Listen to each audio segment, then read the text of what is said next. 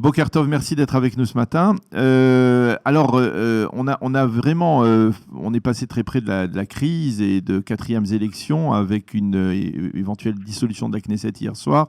Tout cela s'est déroulé, on va dire, dans une atmosphère de méfiance et de défiance.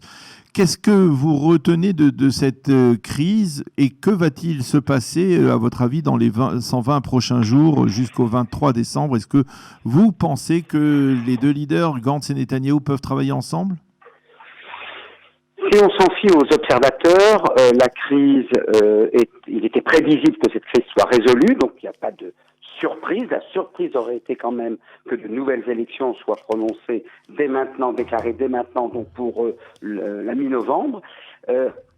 Concernant, l'évolution des rapports entre Benny Gantz et Benjamin Netanyahou, tout le monde s'accorde à penser que tout est entre les mains de Benjamin Netanyahou. S'il décide d'avoir des relations correctes avec Benny Gantz, de cesser d'entretenir ce feu artificiel, eh bien les choses s'apaiseront. On voit bien du côté de Benny Gantz qu'il n'y a pas une volonté, ni agressive, ni hostile. Les différends, finalement, ne sont pas si importants que cela. On a plutôt le sentiment d'une crise comme ça artificielle qui risque effectivement de s'envenimer. Alors, est-ce que ce sera dans les 3 prochains mois? Est-ce que ce sera dans les 3 mois qui précéderont la passation de pouvoir de Benny Gantz à Netanyahou? Voilà les questions que l'on se pose. Je dirais que au final, elles ne sont pas très intéressantes, car chaque ministère n'est pas empêché de travailler. Il faudrait qu'une bonne fois pour toutes, les ministres s'occupent essentiellement, exclusivement de leur ministère. La coopération entre tel ou tel ministre, elle est finalement pas toujours aussi nécessaire que cela. En tout cas, il est clair que les Israéliens sont conscients que cette crise est artificiellement exploitée, qu'elle ne repose pas sur grand-chose, ou alors sur ce point fondamental qui est la nomination de grands commis de l'État, que ce soit la police, que ce soit la justice, et pour lequel un mécanisme a déjà été défini dans l'accord de gouvernement et qu'il suffit d'appliquer. C'est un mécanisme qui a été défini mais qui n'a pas encore été mis en application, n'est-ce pas? Tout à fait, exactement. On a que les principes fondamentaux, on sait qui ne doit pas participer, on sait qui doit participer.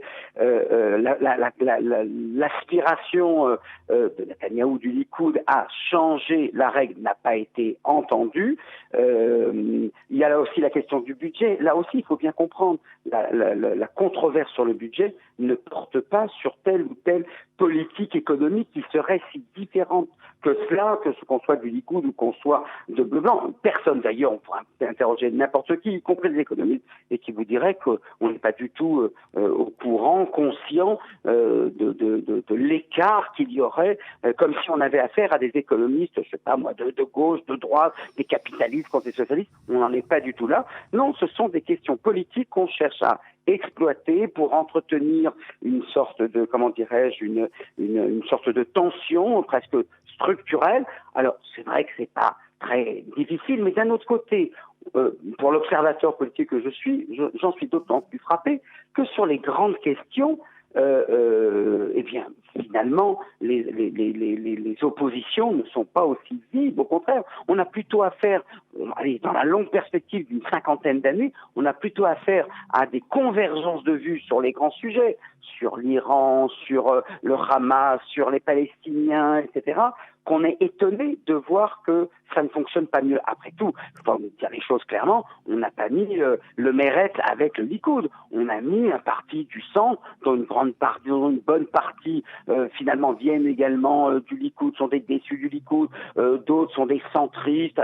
On a souvent reproché à Gantz de ne pas avoir des idées très arrêtées. Et là, subitement, lorsqu'il est au gouvernement, le parti bleu-blanc aurait une vision si différente des choses. Non, tout ça, on le voit bien, tout le monde le sent bien. Je ne dis pas qu'il n'y a pas identité de vue, mais il y a une cohabitation qui aurait pu se passer très bien si, je dirais, d'un côté plutôt que de l'autre, du Likoud et de Netanyahou plutôt que du côté bleu-blanc, eh bien, on décidait d'enterrer cette hache de guerre un peu artificielle, très artificielle, qu'on maintient pour se donner une possibilité à un moment précis de conduire à la dissolution de la Knesset et procéder à une nouvelle élection. C'est-à-dire vous voyez, vous pouvez envisager les prochaines semaines dans une sorte de volonté, on va dire, des deux leaders, de Netanyahou et de Benny Gantz, parce que c'est surtout d'eux dont il s'agit, de travailler ensemble et peut-être pour Benyamin Netanyahou de profiter de la porte de sortie qui lui a été accordée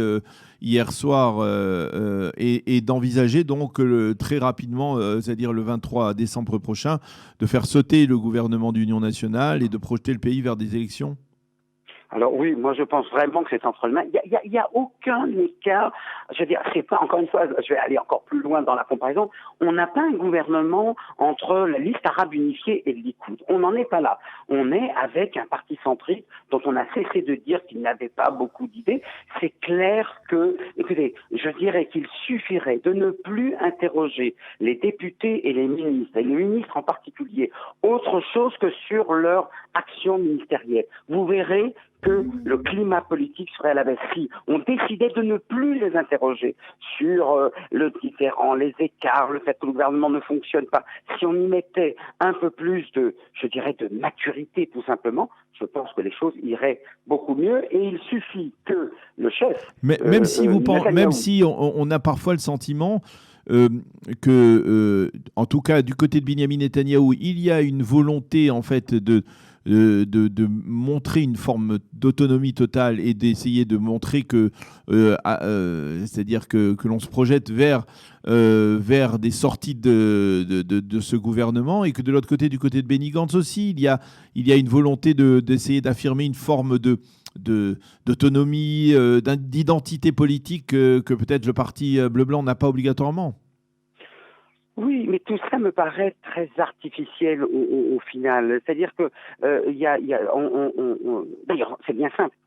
On le prévoyait, et quand on le prévoyait à cause de, je dirais, du tempérament, du style de politique de Benyamin Netanyahou, qui aime bien avoir des partenaires qui lui sont totalement inféodés et qui politiquement peuvent lui apporter une victoire lors de prochaines élections. Et on assiste ici à une sorte de guerre de Gog et Magog qui jure complètement, alors que la situation économique et la situation sanitaire, bien sûr, mais même avec les problèmes fondamentaux, les défis fondamentaux que doit relever l'État d'Israël. Quiconque viendrait me prétendre que c'est une vraie crise profonde ne sait pas de quoi il parle. Je veux dire, prenez par exemple la dernière étincelle autour de ce dossier concernant l'ancien secrétaire général de la Histadrout après sa réélection, dossier qui engagé par la police mais qui n'a pas donné lieu à des poursuites et qui a été fermé à la veille de sa nomination. Et on en a fait une affaire, mais on a grossi l'affaire, comme si, Nissan Koren avait fait un pacte avec Mandelblit, comme s'il avait été accusé de quoi que ce soit et qu'on avait décidé de fermer le dossier parce qu'il allait être nommé ministre. Voilà une affaire qui, en d'autres temps, n'aurait pas été exploitée comme elle l'est. Et c'est pour ça que je dis j'ai pas dit qu'on est à la fin de ce climat. Peut-être que ça va reprendre, il y a de fortes chances que ça reprenne, mais ce qui est clair, c'est que personne ne voit ici l'intérêt, une véritable controverse, si ce n'est des querelles de personnes, si ce n'est une volonté délibérée d'envenimer la situation, de rendre et de faire en sorte qu'on puisse accuser les autres d'être les responsables du mauvais fonctionnement. Je veux dire, un ministère n'a pas besoin d'un gouvernement pour exercer son autorité. Ils ont des plans, ils ont des programmes, il faut un budget. Ça, c'est vrai, ça, c'est une vraie question, mais je crois que c'est très simple. Un tout petit peu de bonne volonté, un peu de sens des responsabilités, une prise de conscience de la situation objective réelle du pays face aux défis du Covid-19, et vous verrez que tout ceci sera résolu. Simplement, résoudre ces problèmes-là, ces problèmes artificiels-là, c'est paver la voie à une transmission du pouvoir de Netanyahou à Benny Gantz, et ça, qu'on le veuille ou non, ça reste encore visiblement une couleuvre trop dure à avaler, alors même que c'était le point de départ de la formation de ce gouvernement d'union nationale. Alors, Denis, une question, parce qu'elle a été posée dans la presse israélienne, dans certains éditoriaux ces 2 derniers jours, sur le fait que, eh bien, pourquoi finalement avoir évité cette option des 4e élections, dans la mesure où le gouvernement lui-même ne travaille pas bien, il n'y a pas de coordination, et en dépit de votre optimisme, je dirais qu'on n'a pas l'impression que Netanyahou ou Gantz vont pouvoir continuer à travailler main dans la main. Pourquoi finalement, face à une situation qui reste une situation de crise politique, eh bien, ne vaut-il pas mieux se lancer dans des élections qui pourraient peut-être apporter une autre solution, ou en tout cas remplacer un gouvernement d'union nationale qui ne marche pas par un gouvernement restreint, qu'il soit de gauche, de droite, du centre? Alors, pour 2 raisons. La première, concernant la dissolution de la Knesset, à cause de ce que j'appellerais l'illusion électorale. Si on avait eu un tour, je vous rappelle, c'était en avril 2019, et qu'on avait formé à cette époque-là le gouvernement et qu'on s'était rendu compte que ça ne marche pas. Ok, très bien, on aurait pu dire, écoutez, là vraiment, au bout d'1 an, ça ne fonctionne pas, on procède à une nouvelle élection. Mais je vous rappelle, et vous le savez mieux que nous tous, on a procédé à un 2e tour d'élection en septembre 19, à un 3e tour d'élection en mars 2020, et cette illusion électorale, c'est ainsi que je l'appelle, cette illusion électorale, qui pense que c'est en redistribuant les cartes qu'on va obtenir un résultat nouveau, on se trompe. C'est-à-dire que je pense qu'on va droit dans le mur vers une nouvelle paralysie. Alors c'est vrai, il n'est pas inconcevable, par exemple, du fait que sous période de Covid-19, beaucoup de gens n'aillent pas se déplacer aux urnes. Alors il se peut que ce soit une clientèle électorale de personnes âgées, et ces personnes âgées voteraient peut-être plutôt de ce côté-là, alors ça pourrait avoir une incidence ici ou là. Globalement, on l'a vu. On a vu qu'il n'y a pas d'abstention, que d'une élection à l'autre, les gens vont se déplacer, ils y vont pas le cœur léger parce qu'ils sont bien conscients des dépenses et du gaspillage. Alors il y a une sorte d'espérance presque quasi-messianique à ce qu'il y ait ce qu'on appelle un bing bang, c'est-à-dire que tiens, on redistribue les cartes et là on verrait l'un des 2 blocs l'emporter. Et qu'importe pour le coup que ce soit la droite et la gauche. Et je pense qu'aujourd'hui presque, je dirais que tous les Israéliens diraient, vous savez quoi, il faudra arriver à une situation où l'un des 2 l'emporte. Voilà, ce soit clair, même si c'est pas le camp que l'on soutient. Le problème, c'est qu'on n'y arrive pas. Et la seule chose qui nous permet de le mesurer, ce sont les sondages, aussi peu fiables ou moins fiables qu'ils soient en fonction du caractère scientifique de la démarche adoptée par les instituts de sondage.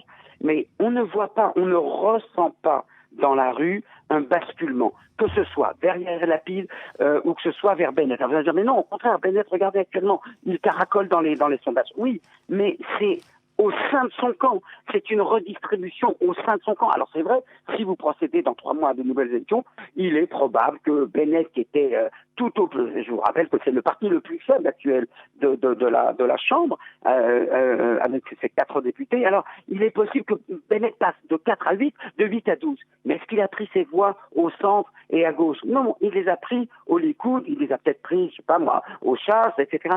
Tout ceci ne changera rien. Il y a une stabilité des blocs. On le dit toujours en campagne électorale. Ce qui compte, ce n'est pas le score. Enfin, ça compte aussi, bien sûr, le score du parti de gouvernement du centre ou de la droite. Mais ce qui compte le plus, c'est le rapport de bloc à bloc. Chaque fois qu'on publie des sondages, vous le savez aussi bien que moi, vous le faites systématiquement, on publie l'addition du bloc de droite, l'addition du bloc du centre. On met Lieberman un peu de côté parce qu'on ne sait jamais trop où le placer, même si on voit bien qu'il n'est pas favorable à une coalition avec Netanyahou. Et qu'est-ce qu'on voit depuis 3 mois? On voit un changement.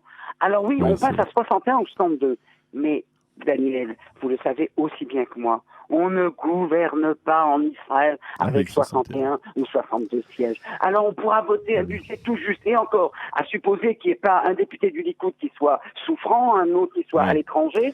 Enfin, je veux dire, on ne gouverne pas en Israël. On a besoin d'un gouvernement d'union nationale. C'est Denis Charbit, avec les convictions qu'il a, qui vous le dit. Un gouvernement d'union nationale, Likoud sans. Eh bien. Qu'il travaille et qu'on le laisse travailler. Et pour le laisser travailler, il faut arrêter d'exploiter artificiellement toutes ces mini-crises dont on nous assène systématiquement. Eh bien, Denis Charbit, merci beaucoup. Merci beaucoup de votre éclairage sur cette crise politique qui a été donc résolue, peut-être provisoirement, en tout cas maintenant. Merci beaucoup d'avoir été avec nous ce matin sur Studio Qualita. Bonne journée, à bientôt. À bientôt.